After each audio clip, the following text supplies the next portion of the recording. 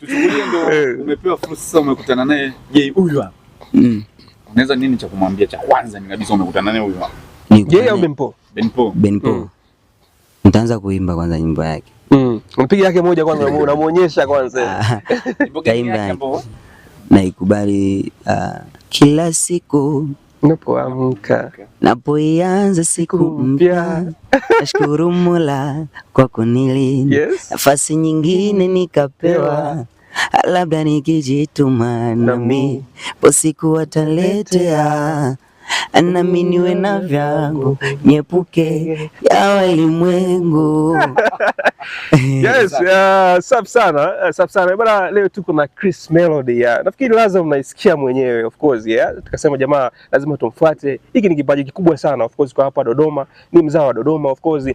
So kwa wadau ambao tunafuatilia burudani ama tunasupport burudani, ni wakati wa kuweza kusupport hiki kipaji. Tusupport hiki kipaji, twende kwenye social media zake pale. Nafikiri bila shaka platform zote anatumia Chris Melody. Yes, twende tukasupport pale, una subscribe, una like, utakuwa umefanya jambo kubwa sana, of course. Sasa nafikiri tupe ladha ya nyimbo yako. Nyimbo yako moja. Sawa. Yes. Mimi na nyimbo yangu ya Struggling. Yes. Ni nyimbo ambayo nimeandika baada ya kuingia first year. Ni nyimbo ambayo imechukua best song of the year kwenye UDOM Awards. Okay. 24. Okay. Ni nyimbo ambayo kidogo inahusiana na kupambana. Okay. Ndio ukaita Struggling. Okay. Naweza nikakuuliza. Kwa nini struggle? Struggling kwa sababu mimi kipindi nafika chuo niliamini sasa ndo wakati wangu wa kupambana.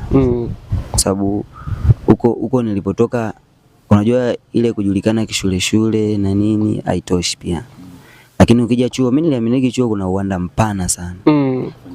Ya kufanya kitu na watu wakakijua na wakakiappreciate. Kwa nilivyokuja nikasema kwamba nianze nitoe nyimbo moja kwanza. Kwa nikatoaga nyimbo ya Struggling ikielezea nini mapambano yangu mimi na pia kwa mtu